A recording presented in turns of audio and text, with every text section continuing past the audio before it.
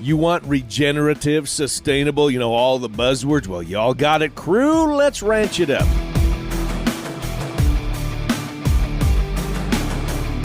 Good day, everyone, and thanks for riding with us on this all-new episode number 116, by the way, of the Ranch It Up Radio Show. I'm Jeff Tigger Erhardt. And I'm Rebecca Wanner, a.k.a. Beck.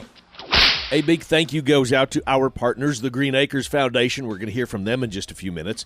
Wassum Red Angus, Jungle Shorthorn Farm, Pharmatan and Imogene Ingredients, the Tri-State Livestock News, Westway Feed Products, Allied Genetic Resources, Livestock Market, Equine Market, and AuctionTime.com, RFD TV, the Cowboy Channel, and Wrangler. Beck and I very excited to tell you that we are getting ever so close to launching our new program. Mm-hmm. We were teasing at the end of last year, and it was requested by you, the listeners, that said, we want some more on this, and we want lots of it.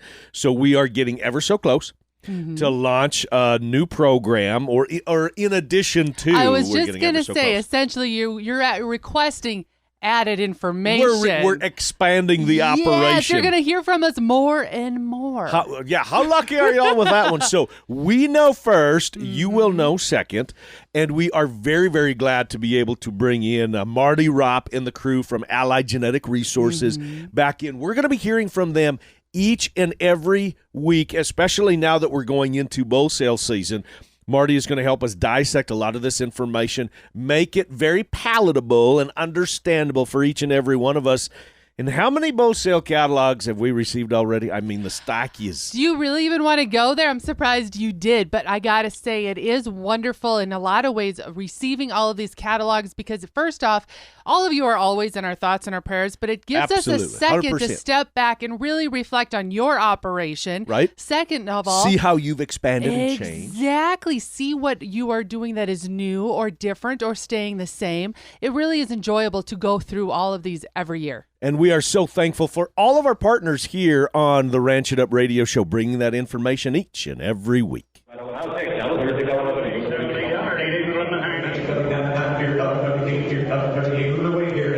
Our Weigh 'em Up Sale Barn Report is the one y'all been waiting for. Takes us to Billings, Montana, the Diamond Ring Market Report.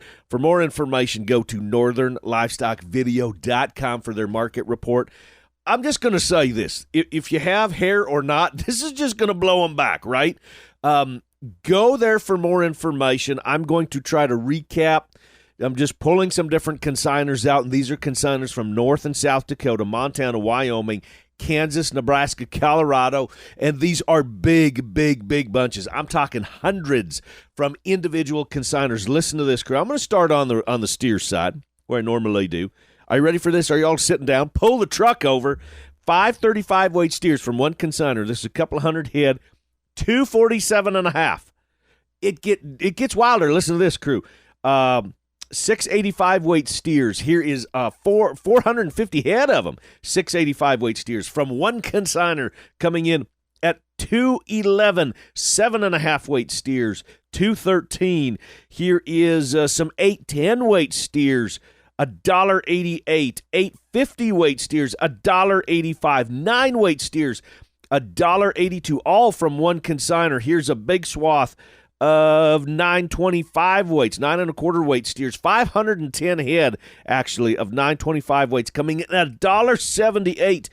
Here is 240 1,050 weight steers, Montana origined, $1.73.5. Did you hear that? Man, I tell you what, this thing is incredible. Again, for more information, go to northernlivestockvideo.com. And that is a wingdinger if there ever was one, and we're going to be going more in depth each and every week. We've got new stuff that's coming out here from the Ranch It Up Radio Show each and every week into what cattle are selling for and those bull sales.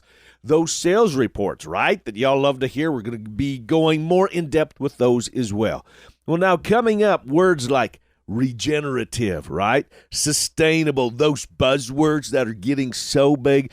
Well, let's learn what can be practical and can be applied. And we're going to Cincinnati. You got it. We're going to Cincinnati for this one. Some more of the Ranch It Up Radio Show is coming up when we come back. Travis Wolf here with Clear Springs Cattle Company. All are invited to the annual Bread for Balance sale on February 10th in Starbuck, Minnesota. We will be offering 200 head of premium Simmental and Sim-Angus genetics, 130 yearling bulls and 70 females. Bulls carry a 3-year breeding soundness warranty, and cost share trucking is available on all cattle. If you're in the market for profitable beef genetics that can move your herd in the right direction, check out bredforbalance.com and be sure to join us on February 10th in Starbuck.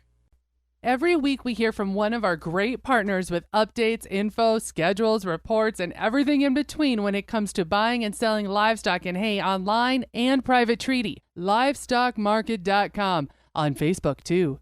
Vitelli is a precision livestock company that has set out to solve what we call the triple challenge. And the triple challenge is really the combination of the need for more protein, coupled with doing it in a more sustainable production practice, doing it in a way that producers can make money. How to get healthier calves and more dollars in your pocket using Pharmatan. Coccidia control, and then excellent with that transition to solid feed and seeing their weights really hold up as they put cattle through their weaning ration. ImageneIngredients.com, home of Pharmatan. It's not every day that you find something so natural that works. Green Acres Angus genetics are just that. Medium frame cattle that perform on a 100% grass-fed and finished diet. Head to green-acres.org. The Ranch It Up radio show is much information as we can pack into a 30-minute program. Now, sustainability on all levels, it's not an easy task, being able to control as many of the aspects as possible in production while keeping costs down and then doing it year in and year out, doing it again and again and again. It's just that simple, right? Now, for this story, we head just 20 minutes north of Cincinnati, Ohio, and home of Green Acres. We've heard their ads run here the last couple of months. Now, it was founded, Green Acres now, it was founded in 1988 by Louis and Louise Nippert. And the sole purpose is to be a nonprofit education and research farm. But this goes so much deeper in terms of sustainability and that education and research. Very, very practical information and very valuable information. I am joined by Director of Agriculture Michael Cox and Director of Research Chad Bittler. Gentlemen, welcome to the Ranch It Up radio show. Chad, let's start with you. I gave a brief 30,000-foot view of what Green Acres is. Share with me just a tick more, and then we will get into how the practices that you're using we can apply in just about any situation. The entire mission of the organization is based on, some of their beliefs and some of the things that they really prioritized, which was sustainable agriculture, education, and the arts. So that in the environment. So that was essentially what we were founded under, and that's still the mission that we're here to support today. And is that a mission of teaching and education and introducing others, to said practices? It is, and that even starts. We see roughly about 30,000 kids come through here every year from anywhere from rural communities to urban communities, and it's just getting them to the farm and getting them exposed to not only woodlands and different types of habitats in our woodlands and prairies and all these other things, but agriculture as well. So they know how food is produced, where it comes from, help them understand how really agriculture can also be done as a conservation practice. Now, Michael, Chad was mentioning some different things of some sustainable agricultural practices. Let's dive down the rabbit hole a little bit with this. What are some of those practices that you're working on specifically and that you're focusing, giving the resources that you all have there at Green Acres? So I guess the main focus of the farm is that everything we produce on the livestock side is grass-fed and grass-finished all the way through. So we don't feed any grains to our cattle or sheep operations. The focus is just growing as much high-quality pasture and getting that into efficient grazing genetic animals and bringing them all the way through to slaughter. That's not an easy thing to do, to be able to put together those genetics that can do it efficiently, right? Because you said the word was sustainability. So that means we got to be able to do it this year and then again next year and then again next year and the year after. Exactly, yeah. I suppose one of the big benefits of our area is that we're located in the fescue belt, so we have a region and a climate that's able to grow a lot of grass and a lot of forage. But yeah, as you mentioned, like we need to be able to do this year in, year out. And as all farmers and ranchers know, like cost of production is the biggest driver of profitability on a farm.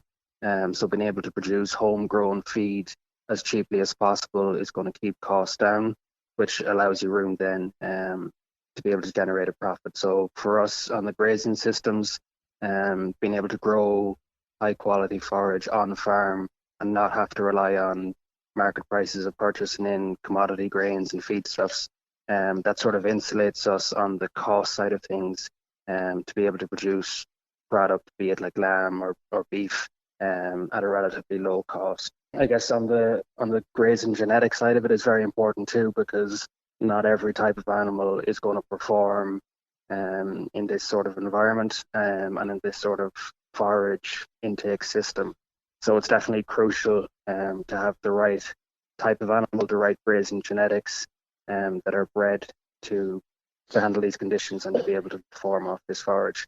So for us on the beef side of things, like our mature cow weight is in around 1,100 pounds, and that's the correct size of good quality pedigree Angus grazing genetics that are able to handle the weather and handle the forage here.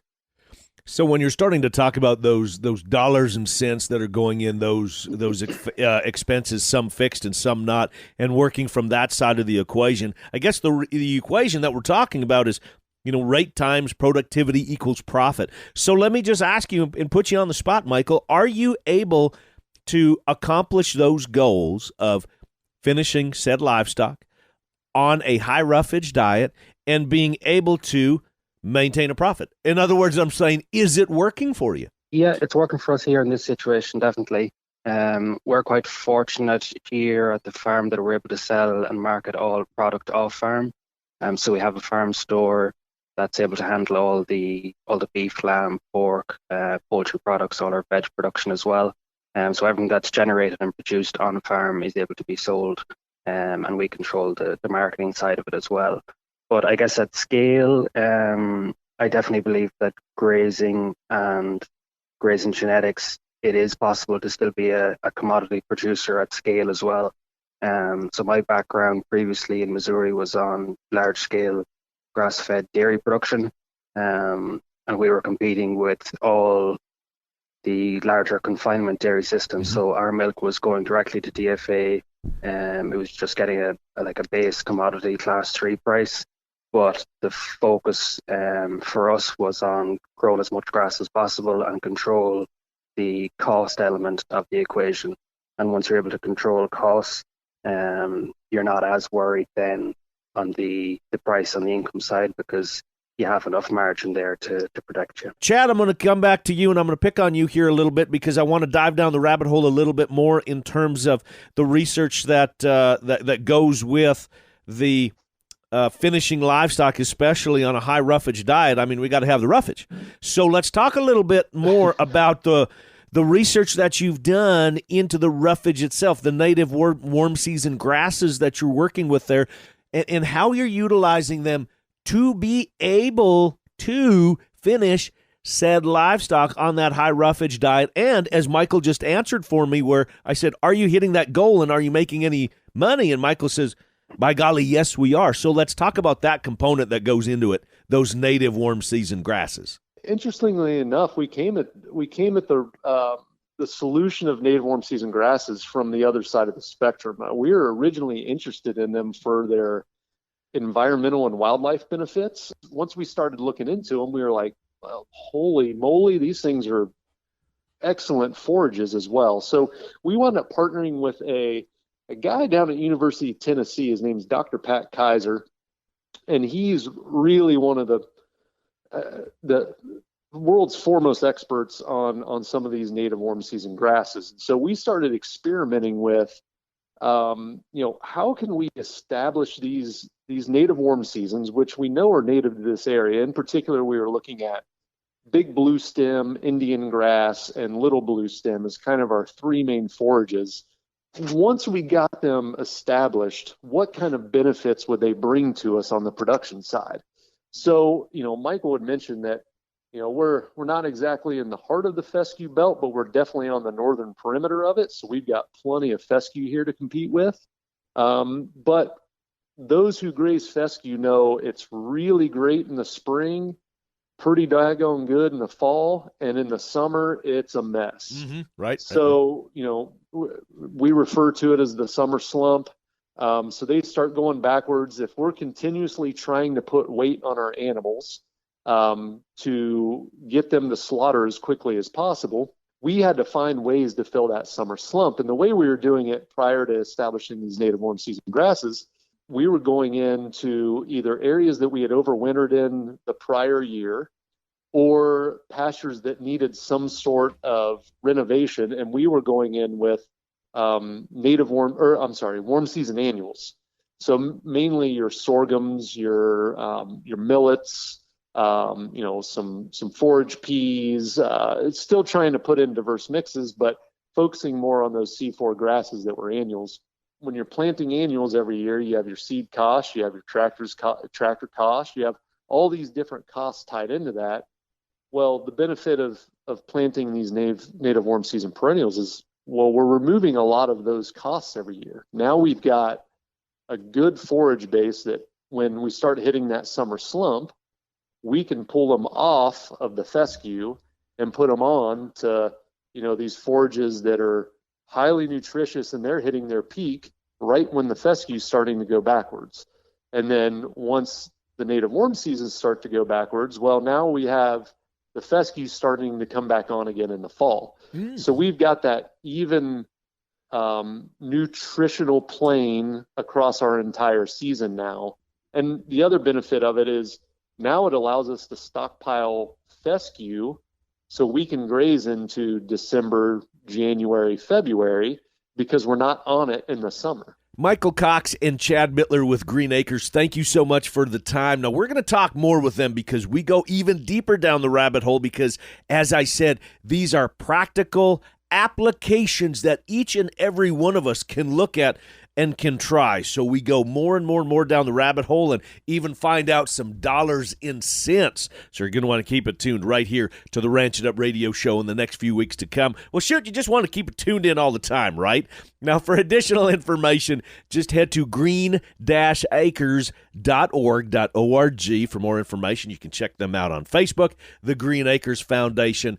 There is so much more to this story, as I said, specifics that I want to get to about their grass-finished cattle, the carcass quality, dollar amounts, so much more to profit in this thing. Now, feel free to send me any of those questions that you may have, and I will certainly pass them along to Michael and Chad. You can get a hold of us anytime, ranchitupshow@gmail.com. And you can call and text 24/7 at 707-RANCH-20. That's 707-726-2420. Kirk and the Numbers is up. The Ranch It Up radio show will be back after this. Wassum Red Angus, one of the diamonds in the rough in the Red Angus business. Join us Thursday, February 16th at the Wick Sale Facility in Richardton, North Dakota. Catalogs online at wassumredangus.com and on Facebook. Powerful, profitable, and practical Red Angus cattle. You know the way they should be. Neogen, the partner you need. Some of our best products and improvements come from producers. And if they've got an idea on maybe how we can help, we'd like to hear what they have to say. Contact us directly. Go to neogen.com. We're more than happy to help. Neogen, the partner you now have. Nutrition does not need to be difficult or overwhelming or complicated at all. Keep things simple with Westway feed products. Cow-calf, dairy, feedlots, equine, and custom if you need. You can count on Westway. WestwayFeed.com. Cattle market reports to various news stories. The Tri-State Livestock News covers it all. Check us out at tsln.com. Subscriptions or advertising, call Tracy Hawk at 406-951-3211. The Tri-State Livestock News, what ranchers read. Before you purchase your next set of bulls or females, remember this. The seed stock business is about genetic improvement and customer service. Allied Genetic Resources understands this as well as anyone. Marty Ropp with Allied. That's our charge as seed stock producers is people look at us and you've got to make genetics that work better for us. We see that charge, we understand that charge, and we're going to use all the tools we can to get there. Allied Genetic Resources, where the mission is commercial customer success. Period.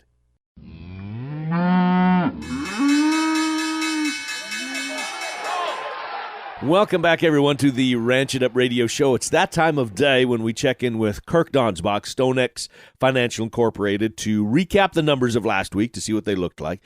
First and foremost, if this is your first time hanging out with us here at the Ranch It Up radio show, you can text the word cattle, CATTLE, to the number 33777. That's how you get onto Kirk's free newsletter that comes out each and every week.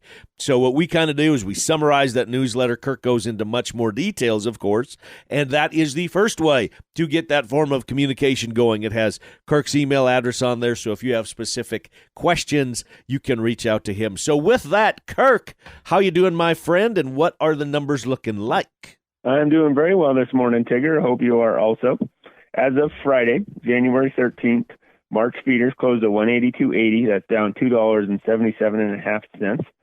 Largely that downward pressure was on a positive corn market that we'll touch on here in a second. The CME feeder index closed at 182.03. That's up $1.57 on a week-over-week basis, leaving the basis at a positive 78 cents, which is a very normalized difference between the cash and futures market. February live cattle closed at 157.85. That's up $1.07.5, with cash trading 156 in the south and 157 to 158 in the north. That is slightly weaker, with the 5-area weighted average down 26 cents at 157.61. Our basis versus February futures is negative 11.5 cents. So normalized basis with futures and cash almost exactly the same. The weekly slaughter came in at a very large 661,000. That's up 98,000 versus last week and 43,000 higher than this week last year.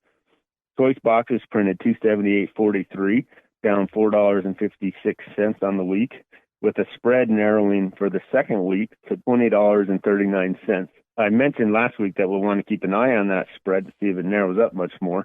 $20 is still a very historically large spread, but we have without a doubt narrowed, which may indicate that consumers are switching to the cheaper cuts of meat. Estimated spot packer margins are $140, so we don't have to worry about the packer margin with boxes this high. To wrap this up, March corn closed the week at $6.75 up 22.5 cents on the week. This all came on a Thursday bullish WASDE report that decreased production 200 million bushels, but also decreased exports by 150 million bushels. Hey all, Mark Van Zee with equinemarket.com. Coming up this Wednesday, January 25th, we have a monthly online horse auction. Bidding opens at just $100, no reserves. All horses will sell. Some of the horses to tell you about: Maple. She's a sorrel appendix mare. She's 10 years old. She'll lead, load, and stand tied. She'll stand to be saddled quietly. She's more go than woe, so she needs an experienced rider. She's good for the farrier. This mare is foaled in the past with healthy babies. She's currently open for your choice. She'll sell grade from Sigmund Ranch. Then I've got a 2017 black quarter horse gelding. He's a very strong, competitive, athletic horse, very friendly and gentle around other horses. He's got Corona Cartel on his top side. We'd love to see him progress into the barrel horse racing. He was raised on the ranch and taken to a lot of local events, so he's experienced in that kind of atmosphere. That's from Sandoval Horses in Corpus Christi, Texas. And then we've got a beautiful 2016 Palomino quarter horse mare. She's a flashy trail mare, green but gentle, very broke in the face with a soft mouth, trail ride, broodmare sound. She could be used as a performance horse, but she's got a lot of life on the trails, making somebody a very nice companion horse. Although she's selling as grade, she does have Dash for Cash and some other cow blood in her, and that's from CKC Ranch in Cleveland, Texas. Bidding opens at just $100. It's currently live, but all the horses will sell the morning of Wednesday, January 25th. Got a horse to sell? Regular online horse auctions, fourth Wednesday of every month on equinemarket.com and auctiontime.com. I tip my hat to you, from one legend to another. Before we go, a big tip of the hat goes out to those champions that were slapped in Denver and in Oklahoma City. Let me put it this way, folks. Tigger has been showing me, let's be honest, probably every few minutes with showing me updates via social media, whether it was Facebook or Instagram, who had just won which division. Depends of 3 and the heifers. Come on, I was excited. I did not want you to miss out on one single breed, one single champion, because look at how many of our friends were, and you got excited where you were like, oh, so-and-so, got champion bull calf, or so-and-so got pens of 3 or something like that. So see, I was just, trying to keep you up on our friends. Absolutely. Well, there you go. A big tip of the hat, not just to the breeders, the winners, and the handlers, but also all volunteers. those I'm going to say volunteers. Yes, at those shows worked too, right? hard to put on 2 very successful livestock shows. And now that's going to wrap it up for today. A big thanks from our crew to yours. Michael Cox and Chad Bittler with the Green Acres Foundation. Mark Vanzi with LivestockMarket.com. Kirk Donsbach, StoneX Financial Incorporated. And, of course, to you, Boss Lady. Appreciate you. A big thank you to our partners, Green Acres Foundation, Wassum Red Angus, Jungle Shorthorn Farm, Pharmatan and Imogene Ingredients, the Tri-State Livestock News, the Farmer and Rancher Exchange, and the Fence Post, Westway Feed Products, the Allied Genetic Resources, LivestockMarket.com, EquineMarket.com, AuctionTime.com, RFD TV, the Cowboy Channel, and Wrangler. And crew, so glad y'all came with us one more time as we ranch it up, and I believe that this is time number 116. 116 times that y'all have come with us. Be sure to like and follow us on social media at Ranch It Up Show. We have a number of updates and a lot of information in between episode to episode. So follow us along at Ranch It Up Show. Our email is ranchitupshow@gmail.com. The phone number, call and text us 24/7, 707-RANCH20. That's 707-RANCH20, 707-726-2420. Spread the good word and join us again next week where it's always Tigger approved. Stay ranchy and ranch it up.